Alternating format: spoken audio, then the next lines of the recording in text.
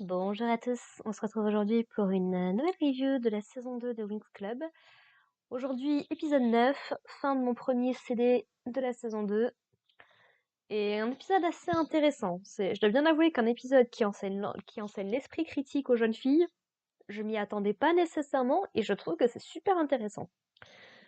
Donc en gros, dans cet épisode, Tecna va se persuader que le professeur Avalon est une créature de l'obscurité qui va apporter la destruction et le malheur sur la dimension magique, globalement.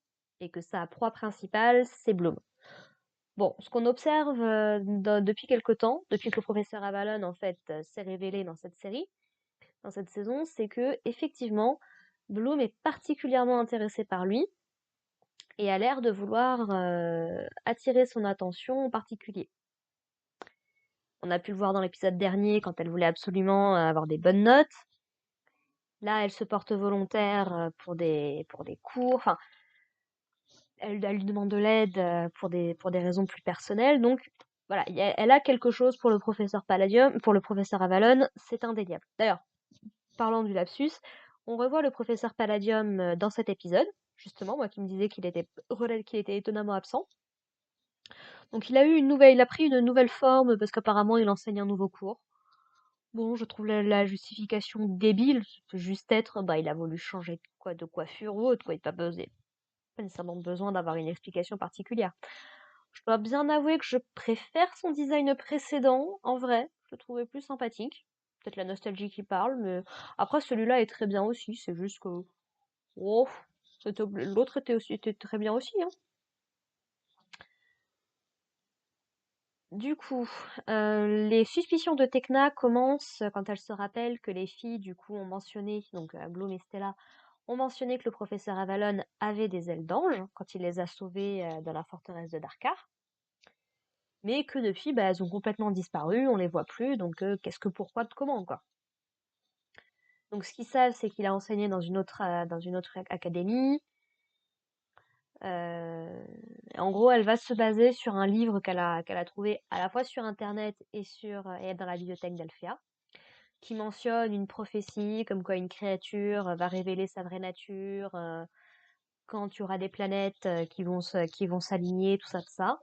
Elle va demander de l'aide à Madame Griffin, donc de la Tour Nuage, pour essayer de comprendre quand est-ce que les planètes vont s'aligner. Est-ce que c'est bien les planètes auxquelles elle a pensé? Et donc, en gros, ce qu'on découvre, c'est que l'alignement va avoir lieu très très bientôt, et donc il faut absolument pas que le professeur s'approche de trop de Bloom. Et en gros, voilà, elles vont globalement se monter la tête toutes seules, les filles. Alors, j'avoue, j'ai pas très très bien compris pourquoi est-ce que les autres filles sont aussi... comment elles se font convaincre aussi facilement, en fait, de la théorie de Tekna, alors que généralement, elles sont plutôt à réfuter les trucs que leur dit Tekna. Mais bon, cette fois-ci, elles ont décidé d'écouter. C'est un peu comme si le sortilège avait été brisé avec le professeur Avalon. C'est vachement bizarre. Parce que du coup, il commence la journée en leur offrant à toutes une fleur au petit déjeuner. Il est capable de déduire combien de fleurs ont été coupées, puisque les filles lui ont fait un petit cadeau pour son premier cours en coupant des fleurs un petit peu partout à Alphéa. Donc voilà, il y a des trucs un peu bizarres. Alors, ce qui est une très bonne chose, c'est qu'effectivement, Tecna se méfie, c'est une très très bonne chose. Maintenant, il semblerait effectivement que le professeur Avalon n'ait que des bonnes intentions. Donc, il leur explique que bah, il a réussi à savoir combien il y avait de fleurs qui avaient été coupées parce qu'il travaille sur une nouvelle méthode d'augmenter l'essence. Tecna l'a aperçu à plusieurs endroits en même temps, mais un peu plus tôt dans l'épisode, le professeur Wilgis travaillait sur une machine qui permet de décupler les choses. Il utilise ça au début sur des pommes que veut manger Stella. Et il explique que bah, s'il a réussi à tromper la fée de la lumière, littéralement, enfin du soleil, de la lune, bref, tous ces trucs-là, bah, c'est que sa machine elle est plutôt douée. Et en fait, il l'avait testé sur le professeur Avalon, ce qui a donné cette impression qu'il était partout à la fois. Mais bon, la machine s'emballe très rapidement et apparemment, elle serait pas viable à terme. Donc voilà, l'épisode va se concentrer un petit peu là-dessus. Cet épisode me fait beaucoup penser À l'épisode de la saison 1 où le professeur Weasley avait laissé traîner une enveloppe avec les réponses au futur contrôle, au futur test qu'il leur préparait. Et qu'elles s'étaient complètement monté la tête les unes avec les autres. Et Bloom était d'ailleurs tout autant exclu que dans cet épisode-là. Donc je sais pas s'il y a une référence, mais j'ai trouvé ça intéressant. Et en gros, donc elles vont avoir les explications à la toute fin, puisqu'elles vont essayer d'attaquer le professeur en fait directement pendant la nuit. Mais il était tout simplement dans sa douche en fait, et il va s'enfuir quand elles vont essayer de l'attaquer. Tecna va essayer d'utiliser une technique qu'ils ont vue dans le cours du professeur Palladium, donc c'est-à-dire invoquer une boule de plasma, ce que fait Amaril, qui est une de leurs camarades de classe depuis la saison 1. Et en fait, vu que c'est Stella qui lui a dit d'y aller directement, et ben, elle essaye de lui balancer la boule à elle, mais le professeur Palladium l'en empêche parce qu'apparemment c'est très très dangereux.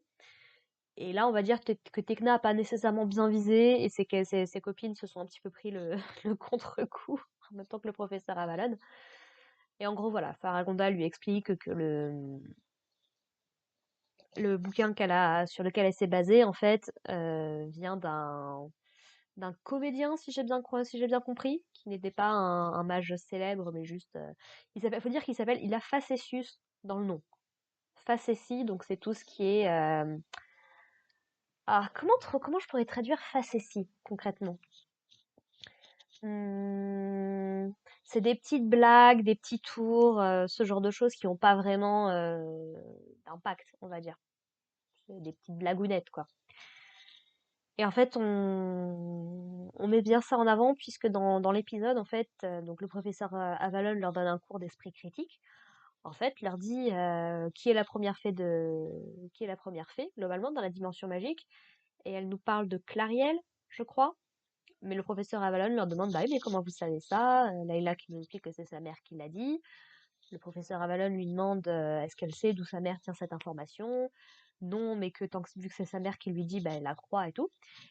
Et en fait, tout cet épisode a pour but de dire que le pouvoir de la croyance est souvent bien plus important que le pouvoir de la science, si on peut dire ça comme ça. Et qu'en gros, tant que tout le monde dit la même chose, c'est forcément vrai. Peu importe ce que peut dire la science, ce que peut dire les preuves, ce que peut dire tous les éléments extérieurs, quoi. Et donc, il leur demande de faire très attention quand elles ont des informations, de les vérifier, de réfléchir dessus. Par exemple, Bloom, un peu plus dans l'épisode, affronte vite fait une de ses camarades de classe avec une épée. Donc elle a pris un espèce de sabre lumineux, si on peut dire, alors que sa camarade a pris une épée beaucoup plus style médiéval, quoi. Et il lui explique que bah cette épée, elle a traversé le temps, que les petites indentations qu'on voit dessus, ça prouve que bah elle a affronté pas mal de trucs.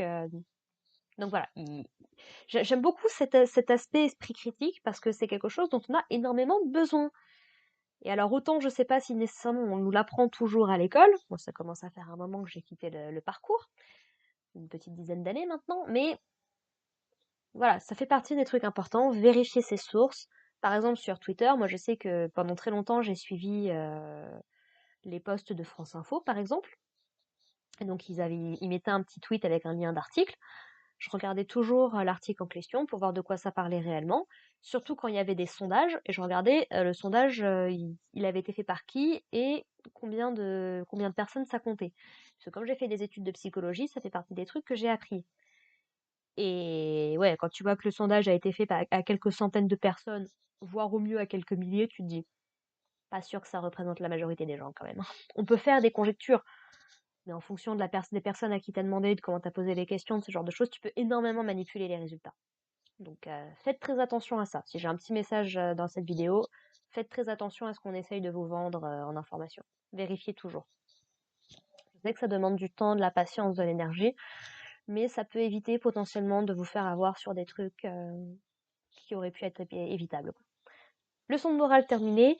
On se concentre également un petit peu sur Bloom qui du coup... Alors je sais plus si c'est mentionné dès le début de la saison, mais elle fait des rêves, globalement, sur sa famille biologique, notamment sur la berceuse que lui chantait sa mère. Elle se revoit dans son berceau, elle voit le symbole de son royaume. Et alors j'ai peut-être loupé un truc, mais elle se retrouve dans cet épisode avec un pendentif. J'ai pas souvenir qu'elle l'avait eu avant, en fait. Ou alors c'est moi qui ai loupé un épisode, mais ça me paraît vachement bizarre. Et en gros, c'est le professeur Avalon qui l'aide un petit peu à se concentrer là-dessus, et il lui fait notamment tout un arbre généalogique la concernant, quoi. Donc voilà, c'était un épisode bien sympathique dont le thème m'intéresse énormément, donc je suis très contente qu'il l'ait traité. Et donc, bah, a priori, le professeur Avalon est plutôt considéré comme quelqu'un de fiable. Elia, ça reste à voir, et puis bah, bien évidemment, il reste Darkar, donc voilà, on verra où ça va avec avec le reste de la série. Sur ce, bah écoutez, on se retrouve la semaine prochaine pour attaquer le deuxième CD de la saison 2 de Winx Club, avec l'épisode 10. N'hésitez pas à me dire ce que vous en avez pensé jusqu'ici de ce début de saison 2. Et puis, ben, bien évidemment, en gardant les spoils, parce que moi j'ai des souvenirs de la saison 2, pas de tout bien évidemment, mais voilà, pour le plaisir des gens qui potentiellement pourraient tomber dessus, évitez de spoiler, même pour moi, c'est toujours sympathique. Et puis bah sur ce, portez-vous bien. Allez, bye les gens.